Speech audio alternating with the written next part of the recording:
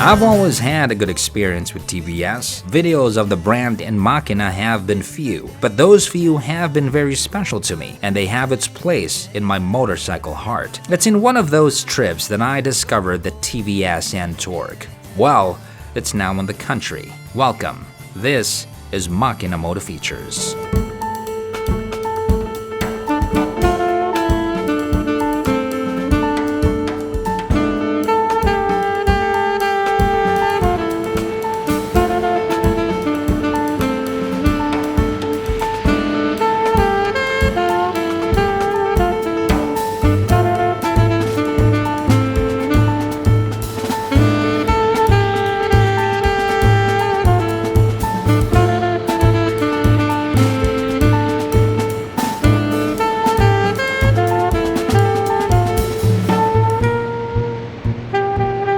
There is much to talk about with the TVS NTorq. Let's start with the styling. It's got a fighter jet look about it.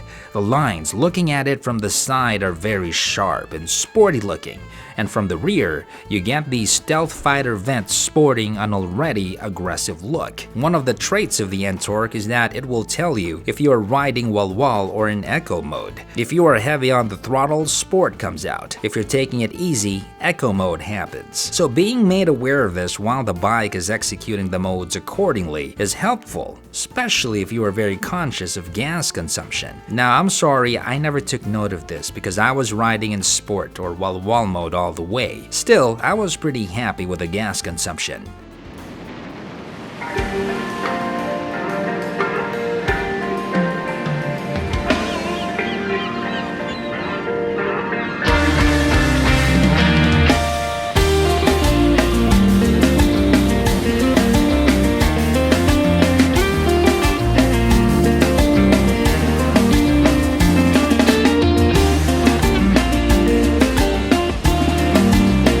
Engine is a 125cc or 124.79cc to be exact, 3-valve CVTi rev engine. So why use 3 valves instead of 4 and 2 valves, which is the norm? The answer?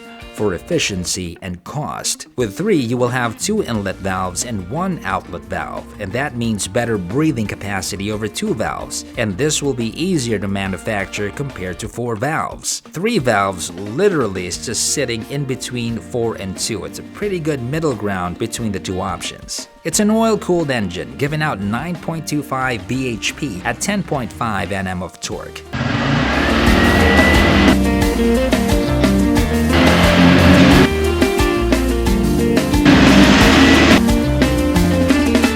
Ayos ba? Dito na no? So wala na akyatan ng kuwan, no?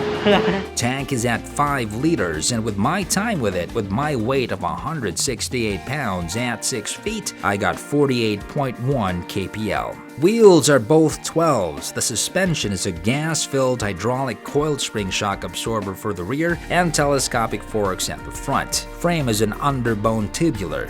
Weight is 116 kilos or 255 pounds. This is very light, very manageable.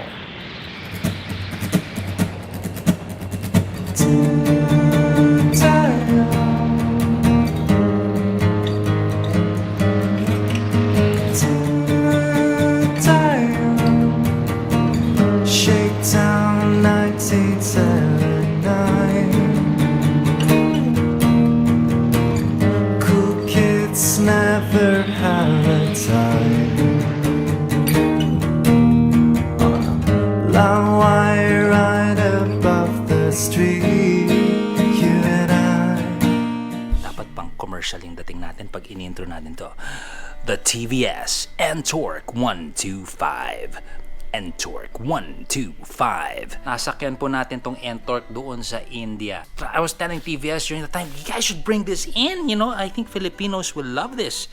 And they said, okay, Zach, we will try to bring it in. If you want to bring it in, we will talk to you guys and we will try to bring it in and introduce to the Philippine market. When I posted this in the Makina page, ang dami kayo nag-respond dito. I think naka 1 billion likes ata tayo nung araw na yun eh.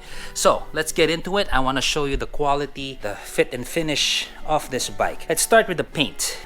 they know what they're doing and maayos din yung pintura nito. Kung meron ditong primo talaga, I say yung quality ng decal nila napakaganda, hindi mukhang cheap. So in terms of plastics and highlights, meron tayong carbon fiber-esque highlights over here, and biglang magiging plastic na siya dito. Now if I were to scrutinize and look at the panels and the plastics really well, in terms of paint, okay, no questions as magandang quality yung ating pintura dito. In terms of the plastic though, it has a shiny sheen, and I would say yung plastic panels nito hindi siya up to par with the quality that we have or what it is showing with the paint and the decals, diba? So mas mababa ng konti, but hindi rin siya yung tipong pipitsugin. I wish it would have less of a shiny sheen, a more black look to the plastic. I think would be really nice. So good idea here, of course, would be good to invest kung bibilin ito, maglagay na kayo ng rubber mat. Without the rubber mat, okay rin siya kasi may ridges dito para hindi madulas sa yung mga sapatos. Maganda naman yung kapit. In fact, kung makati yung kamay mo, uy, sarap sa kamay, pwede siyang scratcher, oh. Sarap din pag nakapa ako. Anyway, our gulay board has a lot of space, and of course, as a matter of perspective, I have my trusty blue chinelas. Special episode po ito dahil dalawang chinelas po ang gagamitin po natin. Size 11 po siya, and you see, in my size 11 chinelas, you have all that space. Side. An awesome add-on improvement. Na I don't know kung meron ganito ang TVS, but because meron tayong nakikitang screws dito, and I see another screw here, maybe they can design a provision para we can have like a little add-on of a compartment here. I think that would be a great idea. Kasi tignan mo yung shape dito, there's a lot of space that can be utilized here. Look at how much space you can put here, see? Just a little suggestion. Diba? Ang daming kasya sana dyan. But again, it's part of their look. It's a sporty look, malinis. When you're looking at it from the side, it's nice and clean and very sporty. Now, in terms of the seat, very soft, cushiony foam that they use here on the NTorq. How low this thing can go. So this is going to be very comfortable for your puwet. Very generous also for the pillion. See how deep this goes? Lalim din, no? Very comfortable. Nice carbon fiber highlights over here at the seat as well on the right. You got some red stitching, nice touch to it. Upholstery is also very good. Kapit din siya. This keyhole over here, bale pag sa kaliwa, magpa-pop open yung gas tank. Sa kanan naman, yung upuan natin. There. This is the space that we get here. Got our paperwork. Let me put this all aside so we can see better. Meron po tayong pilot light, which is a great add-on. I mean, sa price segment nitong NTorq, meron kayong ganyan. Got your tools over there. I don't know if you're supposed to put the tools over here, but I think it would be a good idea na nandyan siya para hindi kalampagin. That could be also where your paperwork is. So, chinelas check. We got our blue, size 11. This is the size. Side view. In terms of our leg check, I am getting a lot of space para sa inyong mga mahilig chumap-chap ng legs from my ball of my foot all the way to under my knee. That's the space you get. Half-face helmets is positioned first. Half-face helmet, kasha. So, since snug na siya dito sa half-face, medyo malabo ng magkasya full-face dito. But we're still gonna try dahil tayo ay scientist at tayo ay naninigurado. Hindi na kasya talaga.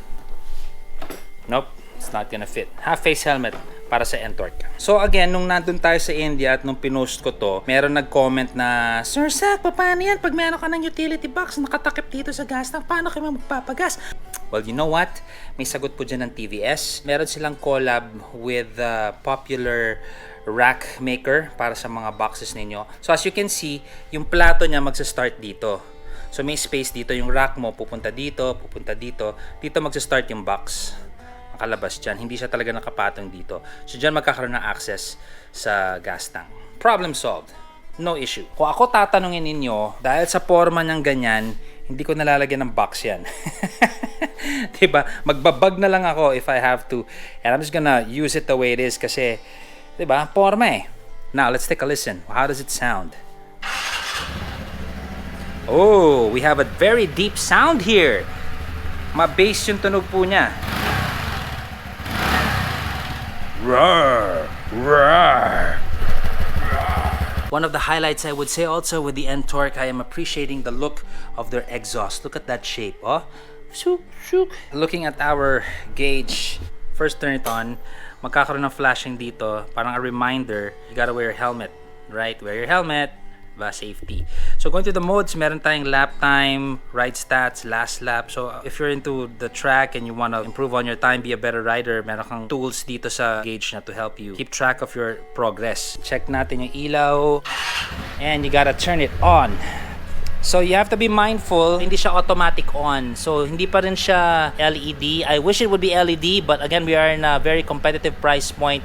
Hindi nila ginawang LED, but this thing's gonna do its job. Signal light is gonna be over here, dito sa ulo.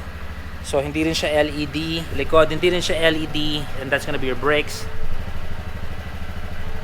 There. I mean, tanghaling tapat. And maganda naman yung buga na ilaw niya. Minsan, magandang magtanggal ng plastic sa buhay mo, no? So one of the pluses here, I must say, is we have a handbrake, huh?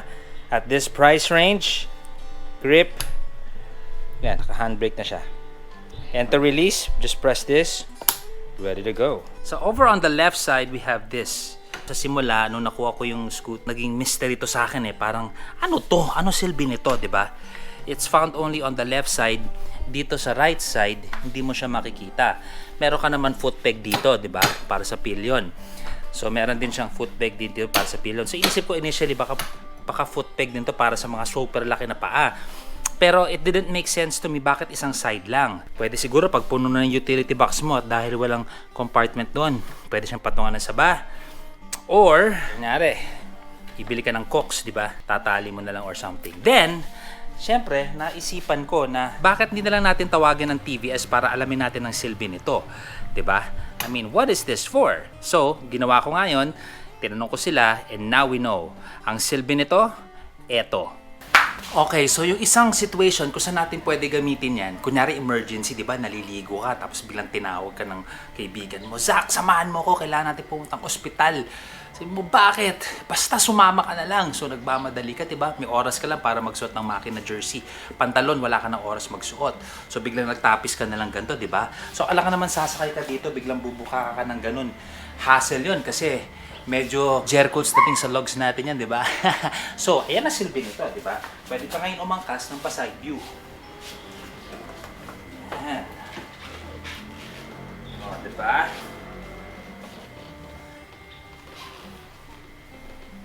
Wala mambaboso.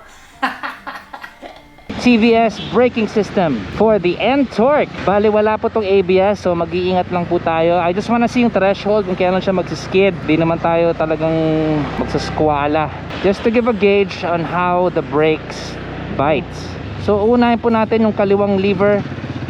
Brakes dito sa ating kaliwang kamay. So mga 20 kilometers per hour, easy lang. Steady. Squeeze hard. Uy, may pusa! No skidding so far. A little bit faster. Okay, so mukhang iningatan ng TVS yung braking at yung likod medyo sinaslam ko na. Wala akong skidding na nangyayari. Parang first time to Hindi pa ako nakaranas ng drum brake na hindi ko mapaskid. Oh. Galing Wala skid. Okay, so I think TVS was going to go on the safe side na ayaw nilang nawawala yung likod mo. Pero trade-off naman nun, you're not gonna be stopping as fast.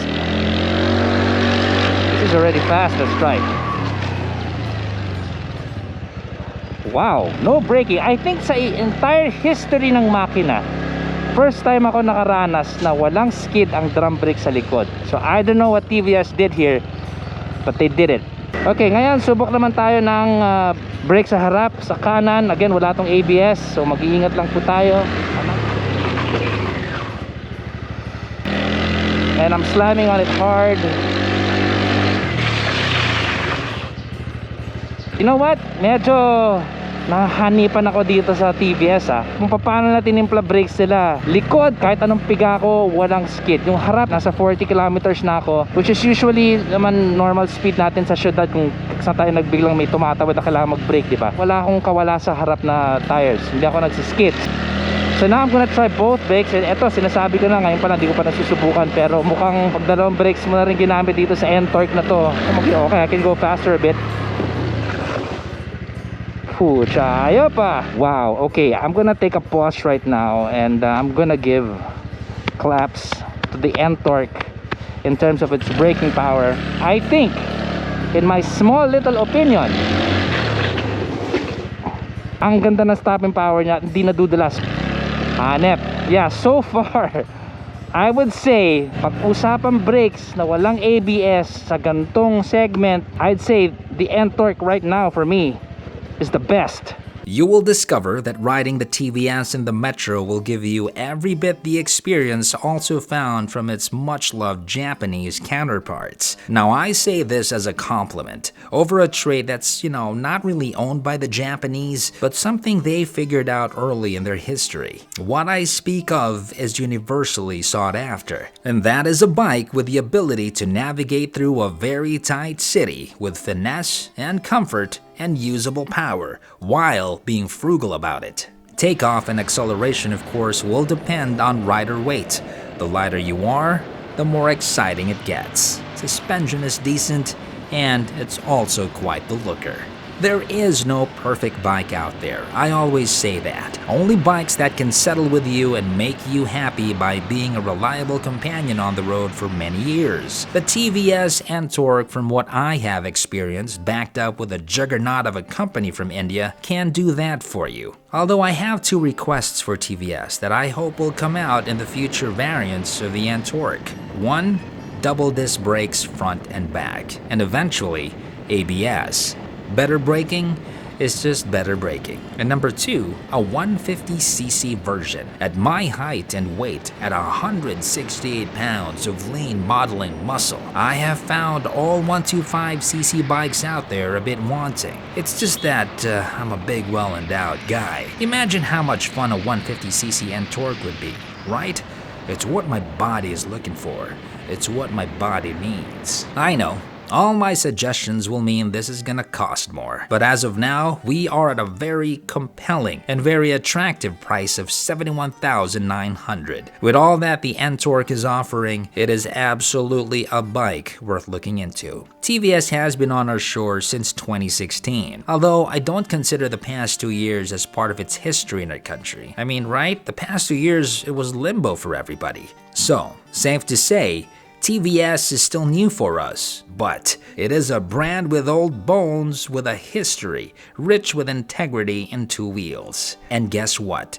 They will be joining us in the coolest moto show on earth, July 29, 30, and 31. The Makina Moto Show. 3 days, 4 halls, 1 motorcycle industry.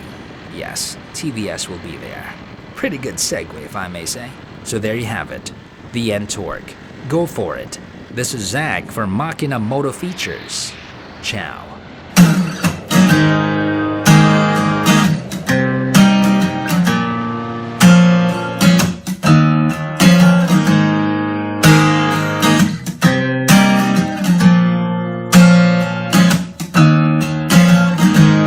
I know it sounds funny, but I just can't stand